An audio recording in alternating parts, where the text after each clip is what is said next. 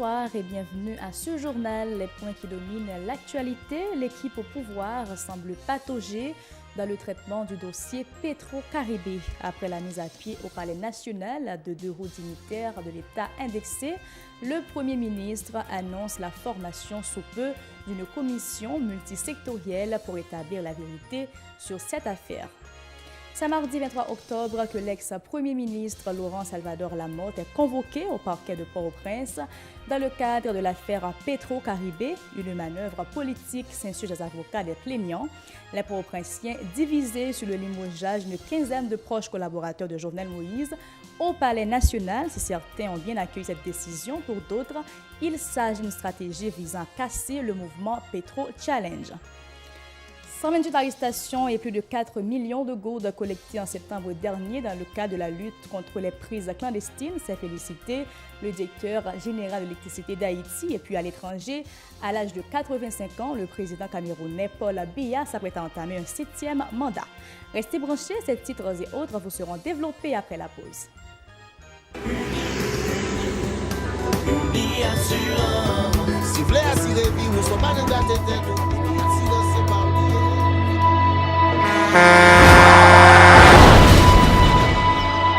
En général, moun pa reme pran assurance. Yo considéré que son l'argent rejeté. Et pourtant, l'argent assurance te doué dans budget ou à côté l'argent caille avec l'argent mangé. Li là pour les deux ou traverser un mauvais pas. Gardez tout à côté ou. Ouais comment gros problème qu'on entre sur moun sans attendre. Mandez Dieu pardon, ça qu'arrive au tout. Une assurance dit ou précaution pas capon. Les malheurs arrivés, les faux amis flair saison a fait comme si on pas de jambe connaît ou. Une assurance après rétaver au pour le jour, continuer vivre la vie ou quitter ce course là nan men ou. Uni Assurance. Vivez en toute assurance. Merci de rester des nôtres et pour démarrer ce journal, il faut dire, mesdames et messieurs, que le Premier ministre haïtien Jean Russéen a annoncé lundi la création sous peu d'une commission indépendante en vue d'établir la vérité sur la dilapidation du fonds Petro-Caribé. Selon le chef du gouvernement, les représentants des différents secteurs de la vie nationale et des experts internationaux feront partie de la dite commission. M. Séan a promis de fournir des moyens aux futurs commissaires pour pouvoir accomplir leurs tâches. Écoutons les déclarations de Jean Russéen au micro de Mario Sylvain et Francineus. Nous décidons annoncer aujourd'hui à la nation que nous avons créé une commission indépendante. Ça veut dire qu'il n'y a pas de gouvernement là-dedans. Une commission indépendante pour la recherche de la vérité sur Petro-Caribé. Commission ça, nous allons adresser nous à des institutions crédibles de la société civile. Nous allons adresser nous à partis politiques et tout. Nous allons adresser nous à jeunes que nous avons identifiés qui n'ont Petro-Challenge. Nous allons adresser nous à certaines personnalités crédibles de la société. Et nous allons mettre à la disposition de cette commission une firme étrangère que eux-mêmes ont choisi, que le gouvernement a payé, que le gouvernement a encadré pour que la recherche soit faite. Tant dans l'audit, dans le contrôle, mais dans la traçabilité comme Petro-Caribé, qui côté l'aller pour nous connaître, côté l'aller pour nous aller, côté nous nous-mêmes nous continuer l'action nous, parce que nous engageons nous et de côté par nous, parce que nous-mêmes nous ne pouvons pas entrer dans la justice là. Fait ça la justice c'est la justice, nous avons quitté la justice de travail. Bien que nous avons veillé, nous avons aidé, nous avons demandé la presse aider nous. Dieu nous a prêté l'ouvrir. Mais nous avons continué de travailler nous en dans le gouvernement. Nous avons continué de travailler nous accompagnement, nous avons continué à analyser le dossier, nous avons continué à chercher le dossier. Les avocats des plaignants du dossier Petro-Caribé condamnent la convocation des anciens premiers ministres Laurent Salvador Lamotte et Michel Duvivier Pierre-Louis par le commissaire du gouvernement Oknam clamé d'Améu, selon maître Antoine Maisonneuve, l'article 58 du Code d'instruction criminelle interdit au chef du parquet d'intervenir dans un dossier déjà pendant au niveau du cabinet d'instruction. Écoutons ces déclarations micro de Nancy Constant et David Mercius. À travers l'article 58 du Code d'instruction criminelle, le législateur là précisait très clairement que dès que dossier a trouvé au niveau du cabinet d'instruction, il est de la responsabilité du juge instructeur là. Il est du devoir du juge instructeur là qui carrelait toute personne, toute inculpée qui indiquait par plainte ou par dénonciation. C'est-à-dire, conformément au contenu de l'article ça, des pourtant des dossiers qui sont arrivés au niveau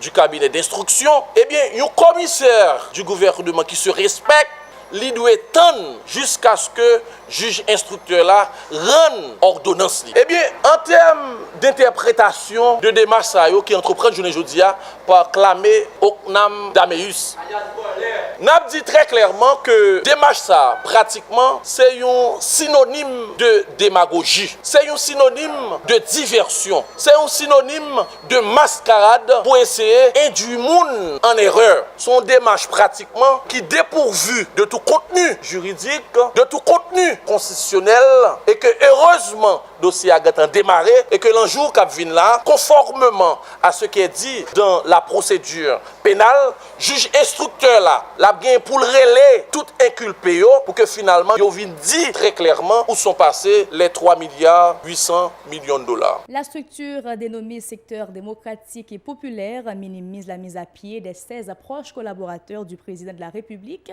Selon Michel André, cette décision ne servirait à rien sinon qu'à apaiser la colère des pétro-challengers. André Michel au micro de Nancy Constant et David Mercius. Suivez. Nous ne pouvons pas demander Jovenel Moïse révoquer mon pour nous. Nous ne pouvons pas chercher job dans le il va ça révoquer conseil, nous n'avons pas besoin de job. Nous demandons, nous avons des exigences claires. Nous exigeons des actes concrets de la justice. Nous exigeons l'arrestation des principaux dilapidateurs des 3,8 milliards de dollars américains du Fonds Petro-Caribé.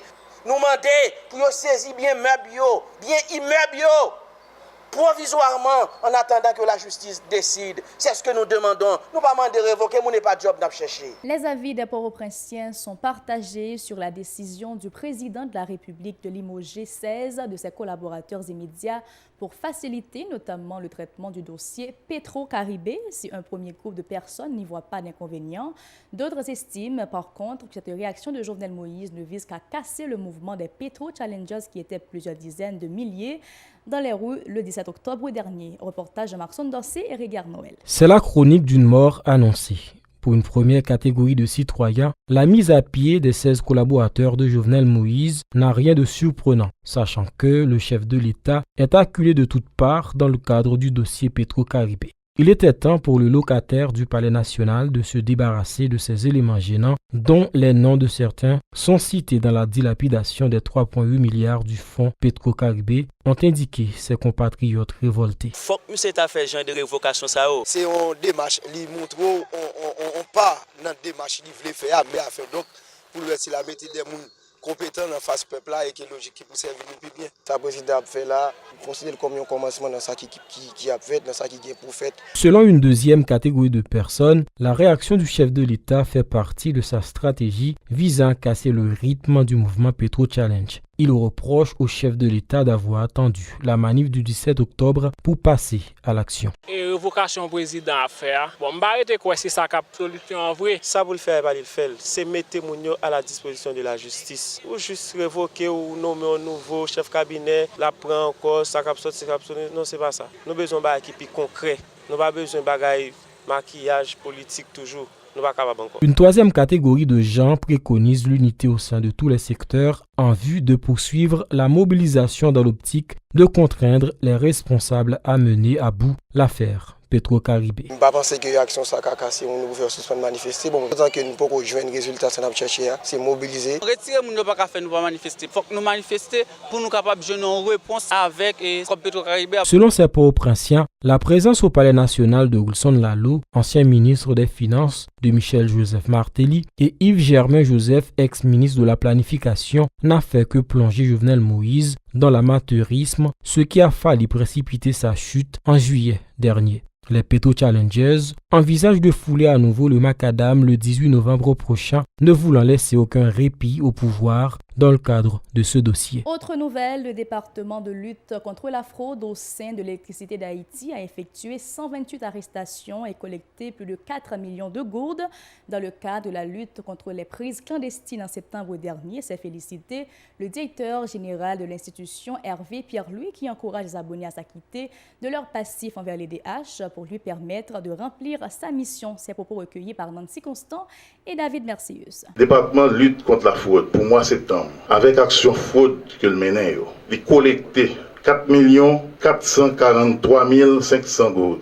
C'est une première fois que le département de fraude, de lutte contre la fraude EDH collecté un montant comme ça. Amanda représenté un petit montant. Il ne représente rien dans la valeur que EDH perdu. Avec appui chaîne pénale, c'est-à-dire la police, la justice, est arrivé à arrêter 128 fraudeurs. Et je dis nous que l'objectif EDH, c'est bail service. Il faut que le client tout lui-même rentre dans le bon ligne, dans le bon comportement. C'est ça qui fait que Jean EDH a travaillé journée aujourd'hui là. Pas dit que vous pas concerné. Sous gain Bordeaux, assurez que compteur normal, qu'on pas fraudé.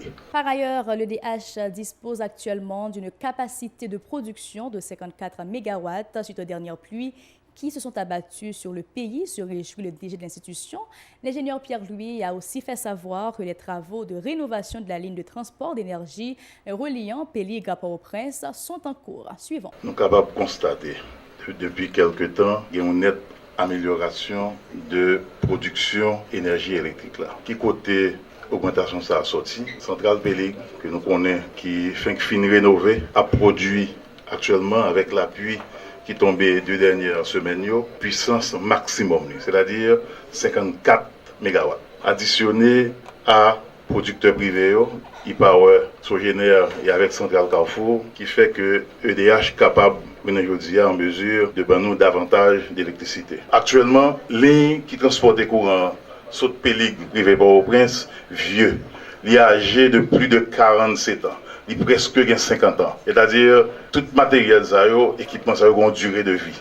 Donc, actuellement, grâce au support de la BID, qui t'a aidé nous tout dans la réhabilitation de Péligre, avec Pays d'Allemagne, qui t'a contribué tout dans la rénovation centrale Péligre, et actuellement, ligne qui permet que courant produit Péligre l'arrivée Port-au-Prince, il est en train de rénover. Il faut me dire tout que ligne, ça a non seulement vine P9, capacité, ligne dans tout vine plus.